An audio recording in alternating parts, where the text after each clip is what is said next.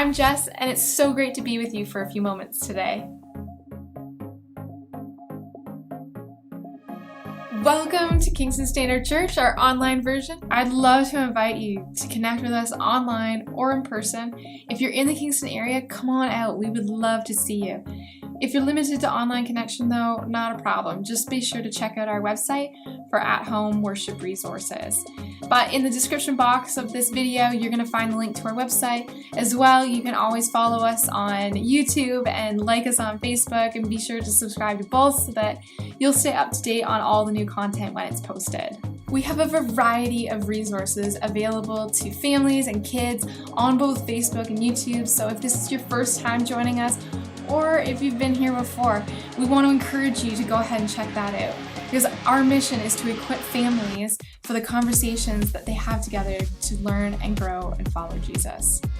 And if you want to touch base personally, then feel free to reach out. You can send us a message on Facebook, or you can use the address below. So let's dive in and see what we're going to learn about today.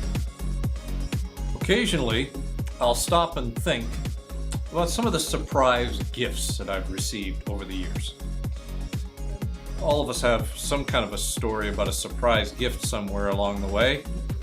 Sometimes those surprise gifts are like home runs, and sometimes they really miss the mark, don't they?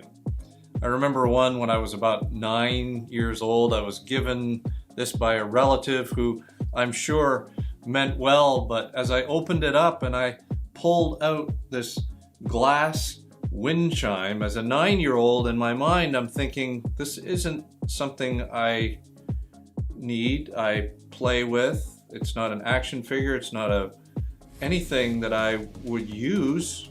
What do I do with this? Now, for my wife, I've mentioned before that for her, a miss is anything that plugs in. She does not want to receive those kinds of gifts. But on the other hand, there are some surprises that have come my way that have been very meaningful across the years. There was some of those that have been invitations to spend time together, or a family trip that we took when I was a teenager to a conference. It was especially meaningful because it was at that particular conference where the process started for me of me following Jesus in life and work. And it was very significant. It was a turning point in my life. There's those moments that happen on special birthdays. For me, it's usually when it's a 0 year, when you're entering a new decade. You turn 30 or 40. Those ones feel a little bit more significant, don't they? And on one of those special birthdays, my family had been kind of working behind the scenes and planning an excursion that completely surprised me. And it was such a wonderful experience together, such a great memory, but all along they'd been brewing this surprise, and I was in my own little world. I never saw it coming. Now, as we track along with the lead up to Jesus' arrival through the scriptures, we're going to understand that we're following from the beginning with Genesis all the way through Abraham's family and how God shared about the promised Messiah. So we can understand that by the time Jesus shows up on the scene, the people of Israel have been looking around for quite some time, wondering when things are going to happen. There'd been quite some time since even any notable statement had been made about the coming Messiah. You may be aware that from where Malachi ends and Matthew begins talking about Jesus' birth, it's just a page away in our Bible, but in history there was actually 400 years of silence between those. No word, just silent waiting. And that's when Jesus shows up on the scene. And everyone in Israel had heard that there was going to be a Messiah. They were expecting a Messiah someday. They knew it would be a massive turning point in history, but the way Jesus showed up, it was a complete surprise. People were just kind of cruising along, and this whole thing sneaks up on them. They're just kind of caught out of nowhere. They were looking for relief of some kind. Relief that would rebuild their nation, restore them to some kind of prominence geopolitically. Their leader was going to show up and everything would be better because the geopolitical kingdom of Israel, the way it had been under King David, was going to be even superior to that as a result of the Messiah. And so they were looking for this significant moment to happen, and then this big reveal unfolds in something that's very, very mundane. You may have heard this passage read before. Let me share it with you again in Luke chapter 2. It says, "At that time, the Roman Emperor Augustus agreed that a census should be taken throughout the Roman Empire. This was the first census taken when Quirinius was governor of Syria, and all returned to their own ancestral towns to register for the census. And because Joseph was a descendant of King David, he had to go to Bethlehem in Judea, David's ancient home. He traveled there from the village of Nazareth in Galilee. He took with him Mary, to whom he was engaged, and now they were expecting a child. And while they were there, the time came for her baby to be born. And she gave birth to her firstborn son.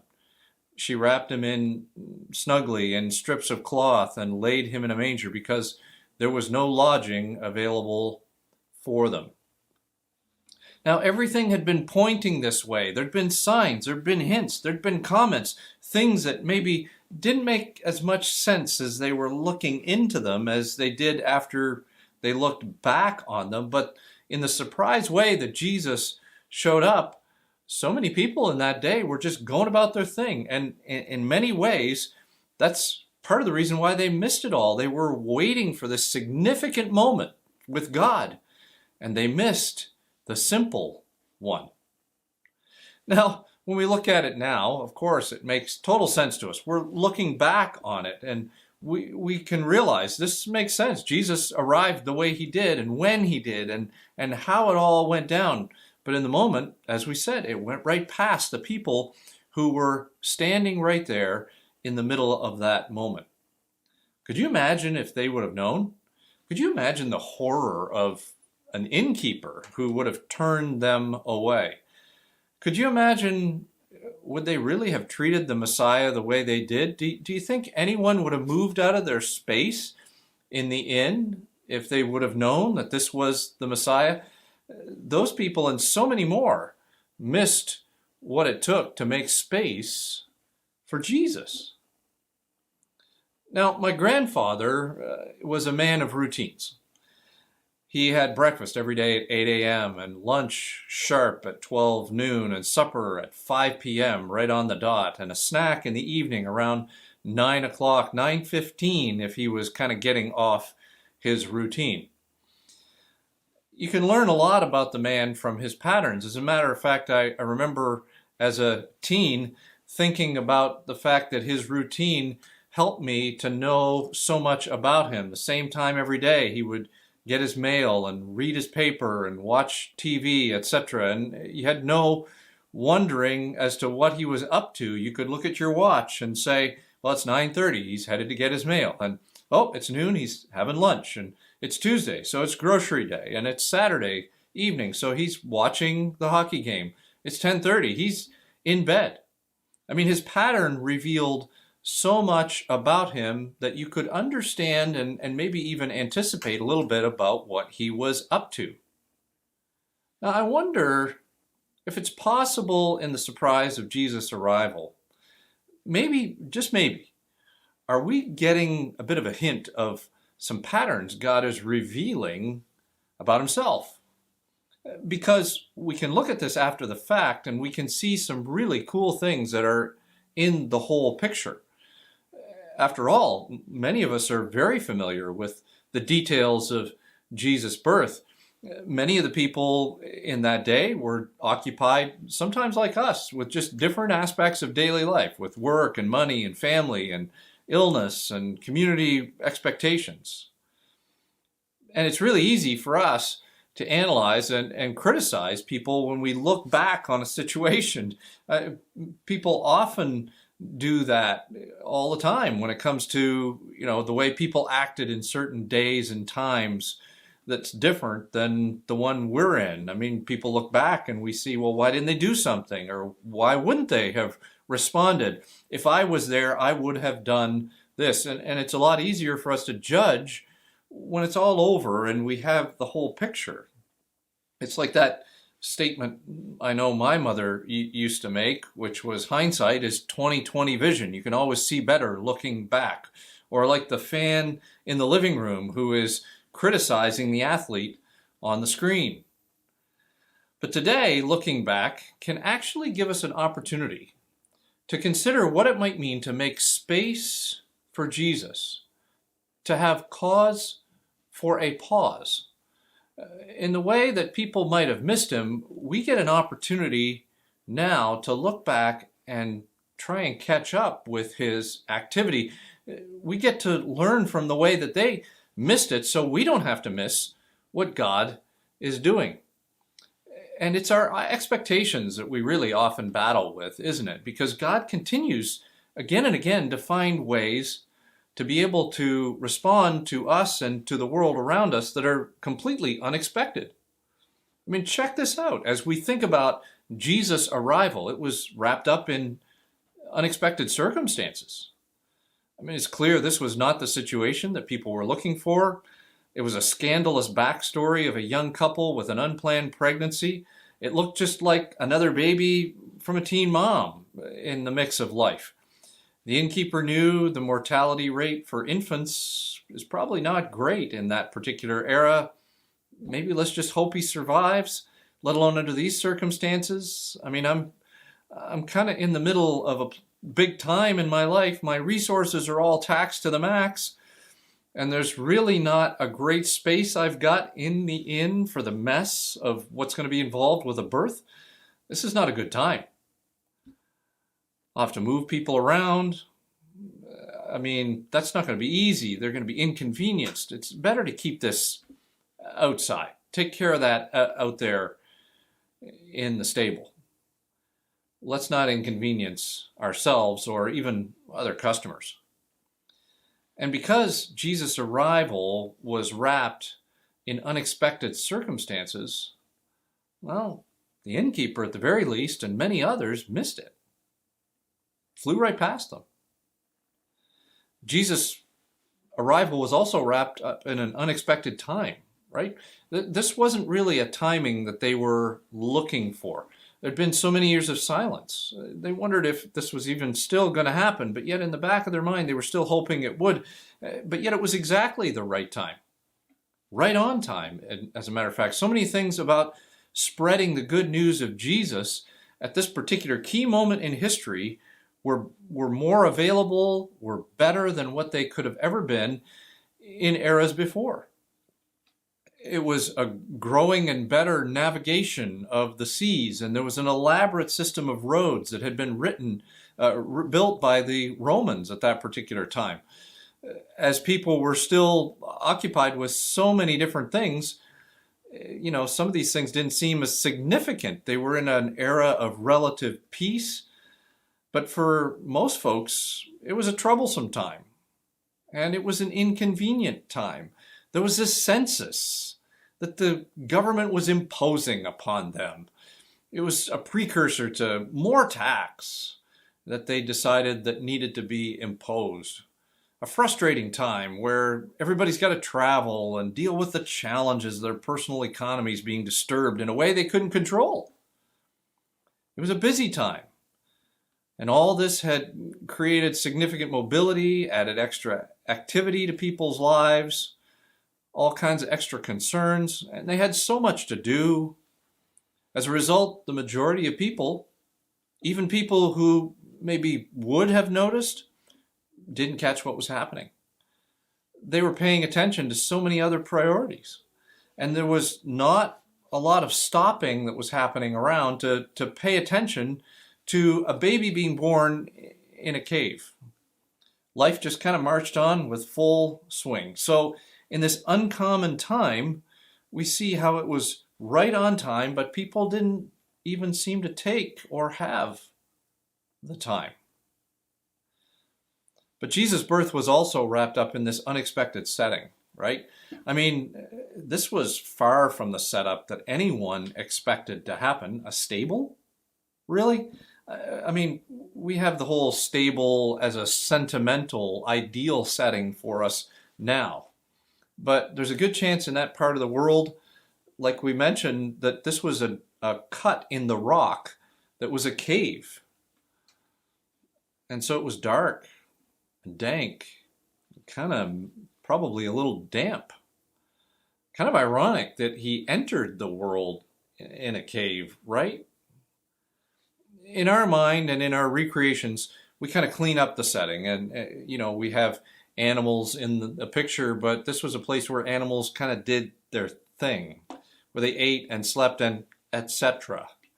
And not all pregnancies are the same, as we know, but for my wife, smells were way more pronounced when she was expecting.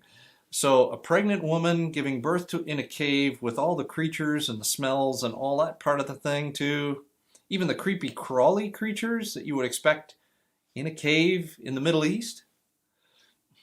All these unexpected moments while everyone was looking around for the Messiah to make an entrance through this massive front door in a very grandiose way, he sneaks in the back.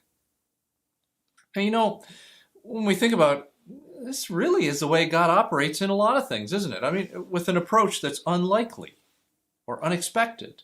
Our response is often, boy, that's not how I pictured God working that out. Or that's not the setting that I pictured kind of working out in the midst of this time. Or even in a timing that was unexpected. I wasn't anticipating a resolution, and then it just happened. Life is moving along, and then all of a sudden there's this miraculous moment right there on the edge of something that's explainable. Not in the time that I expected, but as we can count on God, always right on time. And we know that celebrating Jesus as the best gift ever brings us to a point where we can choose to pause. It should cause us to pause and consider, how will we create space for Jesus in our lives? And it's easy to see how we do this in so many places where we just kind of keep bustling along. I mean, especially where even with the people that we value the most, we can see it happening. I mean, I know for us as a married couple, from time to time, we're both occasionally guilty of being absent-minded listeners, right? Thinking about something else or doing something else and kind of giving the, I have no idea what you just said, right? We know the gift of our full attention is most helpful for communication that will help us to catch the full story. And when it comes to our walk with God, when it comes to understanding and paying attention to what Jesus is up to, N.T. Wright says it this way: it's only when we slow down our lives that we catch up to God. It's only when we slow down our lives that we catch up to God. So often our lives are so full of activity, we wonder why we're missing the activity of God, and the joy of his arrival, as we see here in this passage, is kind of wrapped up in simplicity and in the unexpected. And so his arrival again invites us to create space, to have a cause for a pause. It's like he's inviting us to keep our eyes open so that we'll catch what he's up to. He shows us here in this account how deliberate he is with opportunities for us to be able to connect with him. And if we let our attention be pulled in so many different directions, we can end up missing this pattern of his work of unexpected circumstances, unexpected times, and unexpected settings. And it reveals much about what we can expect from God in our lives as we look around and watch for his activity in our lives. So this greatest gift is actually an invitation to connect with God. And it often shows up in the haste of life where God is stepping into our lives, sometimes through the mundane, revealing himself in simple, unexpected moments. And we can end up just cruising through life and never really pick up on the activity of God that's right there around us. Could we even miss what God is doing in our lives because He's doing it in a way that is simple instead of significant? So the question is, will we make space to experience the joy of God's work in us and around us? Today, in the Advent sequence, this is the week where we would light the candle of joy. And it's a reminder for us to take a pause so that we can consider the joy that He brings by His presence in our lives. But also, the joy pushes us to look beyond what's happening to us and to see what He's doing in us and around us. It's a cause for a pause to allow Him to reveal how joyful He longs for life to be. Let me pray for us together. Jesus, we are so grateful for the fact that You came to earth, and the way in which You came to earth is mind-blowing. It's unexpected in every aspect, and we can appreciate how, in the midst of life 2,000 years ago, that people would not have caught Your activity. Forgive us for the way that our lives just keep hurrying through things, and we don't slow down to be able to catch up to what You're doing. I thank You for the fact that You work in patterns like this again and again, and it gives us an opportunity to pay attention. And so I pray in our own lives that we would allow Your invitation to be something that we respond to take a pause, to watch for what You're doing, whether it's daily, weekly, monthly, whatever it is, to kind of take the time to pay attention to what You're doing, rather than being swept up in all the other activity that's happening around us. We're so grateful to You for the fact that You share thoughts like this with us through Your arrival, and I pray that in this season, that even in the midst of the bustling activity that really is a part of so many of our lives in this time, that You would help us to pause and to appreciate the joy of Your arrival, to appreciate the joy of how You're with us, to appreciate the joy of what You are doing in us, even as things are happening around us. We love You. We thank You. In Your name I pray. Amen. Thanks again for joining us today. Be sure to subscribe to our YouTube channels, or if you're watching this on Facebook, then you can like and follow us there. And it would mean so much to us if you took a moment to comment, like, and share this video so that others are able to enjoy it as well. And hey, if you're in the Kingston area, come on out. We would love to see you. Please know though that you are loved and that we're praying for you. And we certainly appreciate your prayers too. We'll see you soon.